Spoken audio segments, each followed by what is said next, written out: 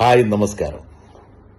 നമ്മുടെ പ്രധാനമന്ത്രി ഇപ്പോൾ അർദ്ധരാത്രിയിൽ ഇൻസ്റ്റയിലൂടെയാണ് ജനങ്ങളുമായിട്ട് സംവദിക്കുന്നത്.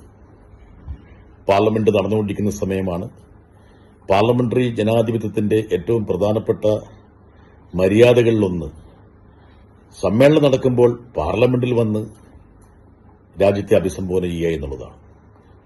അല്ല, അദ്ദേഹത്തിന് ഏറ്റവും ഇഷ്ടപ്പെട്ട പ്ലാറ്റ്ഫോം ഇൻസ്റ്റയാണ്. അതുകൊണ്ടാണ് ഞാൻ രാജ്യസഭയിൽ സംസാരിക്കുമ്പോൾ പറഞ്ഞത് പ്രധാനമന്ത്രിയുടെ പുതിയ പാർലമെന്റ് എന്ന് പറയുന്ന ഇൻസ്റ്റഗ്രാം. അതും ഏറ്റവും അദ്ദേഹത്തിന് യോജിച്ച സമയം എന്ന് പറയുന്നത് അർദ്ധരാത്രി 12 മണിക്കാണ്. അദ്ദേഹവുമായി അർത്ഥവത്തായിട്ടൊരു സംവാദം സാധ്യമാകണമെങ്കിൽ അർദ്ധരാത്രി തന്നെ വേണമെന്നുള്ളതുകൊണ്ടാണ് പ്രതിപക്ഷ കക്ഷികൾ തീരുമാനിച്ചത്.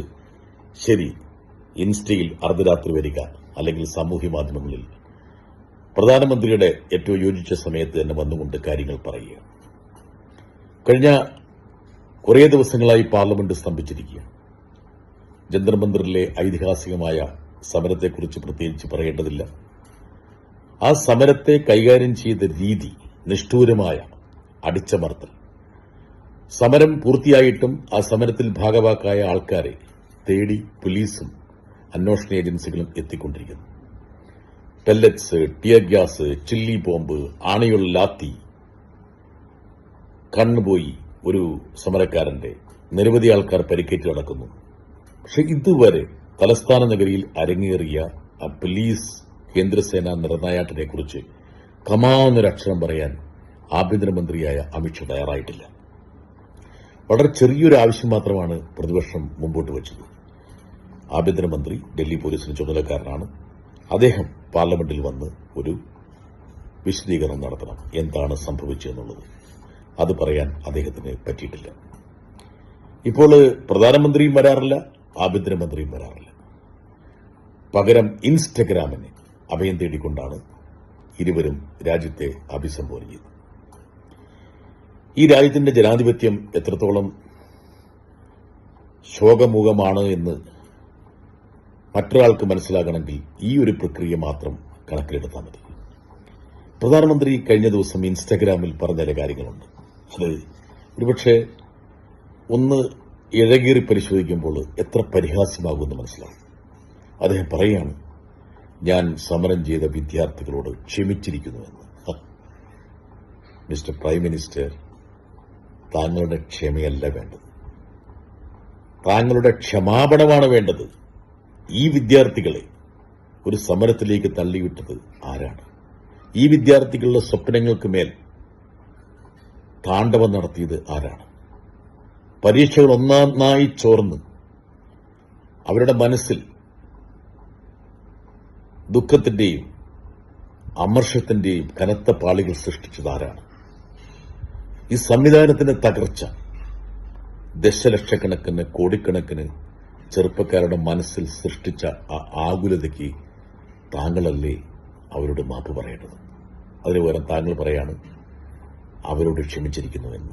ഈ രാജ്യം ആവശ്യപ്പെടുന്നത് താങ്കളുടെ ക്ഷമാപണമാണ്, അല്ലാതെ താങ്കളുടെ ക്ഷമയല്ല. ഒന്നും കൂടി വളരെ രസകരമായി തോന്നി. അദ്ദേഹം ഇന്ത്യൻ സംസ്കാരത്തെക്കുറിച്ച് ഇൻസ്റ്റഗ്രാമിൽ പറഞ്ഞു. ഒരിക്കലും ഒരു പ്രധാനമന്ത്രി നടത്താൻ പാടില്ലാത്ത ചില പരാമർശങ്ങൾ അതിൽ വന്നിട്ടുണ്ട്. അദ്ദേഹം പറയാണ്, നമ്മുടെ സംസ്കാരത്തിന് ചേരാത്ത രീതിയിൽ പെൺകുട്ടികൾ മുദ്രാവാക്യം വിളിച്ചു. ആൺകുട്ടികൾ വിളിച്ചതിനെ കുറിച്ചുള്ള അദ്ദേഹത്തിന് പരാതി. പെൺകുട്ടികൾ മുദ്രാവാക്യം വിളിച്ചു. എത്ര പൊളിറ്റിക്കലി ഇൻകറക്റ്റായ, ഈ കാലഘട്ടത്തിന് യോജിക്കാത്ത ഒരു പരാമർശമാണ് ഇന്ത്യൻ പ്രധാനമന്ത്രി നടത്തിയതെന്ന് ശ്രദ്ധിക്കൂ. ആൺകുട്ടികൾ വിളിക്കുന്ന മുദ്രാവാക്യം പെൺകുട്ടികൾക്കും വിളിക്കാം. പെൺകുട്ടികൾക്ക് എന്തെങ്കിലും പ്രത്യേകിച്ച് ചട്ടവട്ടങ്ങളുണ്ടോ? അവർക്കെന്തെങ്കിലും നിയന്ത്രണങ്ങൾ സവിശേഷമായി കൽപ്പിക്കപ്പെട്ടിട്ടുണ്ടോ? അപ്പോൾ ഒരു പെട്രിയാർക്കിക്കൽ, അതായത് ഒരു പുരുഷ മേധാവിത്വത്തിന്റെ ഒരു മനോഭാവത്തോടെയാണ് ഇന്ത്യൻ പ്രധാനമന്ത്രി നമ്മുടെ ജനങ്ങളെ അഭിസംബോധന ചെയ്തത്. ഒരു കാര്യം വളരെ സ്പഷ്ടമാണ്, ആൺകുട്ടിക്ക് വിളിക്കാൻ കഴിയുന്ന മുദ്രാവാക്യം പെൺകുട്ടിക്കും വിളിക്കാൻ കഴിയണം. അതല്ലാതെ പെൺകുട്ടികൾ എന്ന് പറയുന്നത് ഇൻവെർട്ടർ കോമ പ്രധാനമന്ത്രി വിഭാവനം ചെയ്യുന്ന ഒരു പ്രത്യേക സംസ്കാരത്തോട് ചേർന്ന് നിൽക്കണം. അവർക്ക് പരിമിതമായ അധികാരവും അവകാശവും മാത്രമേ ഉള്ളൂ. അദ്ദേഹം സൃഷ്ടിക്കുന്ന അല്ലെങ്കിൽ അദ്ദേഹം പറയാൻ ശ്രമിക്കുന്ന സഭ്യത എന്നുള്ള വാക്കിൽ അവർ ഒതുങ്ങി നിന്നുകൊള്ളണം. ഇതൊക്കെ എത്രയോ കാലഹരണപ്പെട്ട ആശയമാണെന്ന് ഇന്ത്യൻ പ്രധാനമന്ത്രിക്ക് ആരെങ്കിലും പറഞ്ഞു കൊടുക്കട്ടെ. അദ്ദേഹം ഈ ജൻസിയെയും ഈ പുതിയ തലമുറയെയും അഭിസംബോധന ചെയ്യുമ്പോൾ ഇതുപോലുള്ള ഒരു പരാമർശം നടത്തി എന്നുള്ളത് ആരെയും നടുക്കേണ്ട കാര്യമാണ്. Mister prime minister, this is not expected from you. Your statement is of a patriarchal nature. If the boys have the himmat, courage, if the boys have the right to raise a slogan, that slogan can be raised by a girl also. We shouldn't segregate.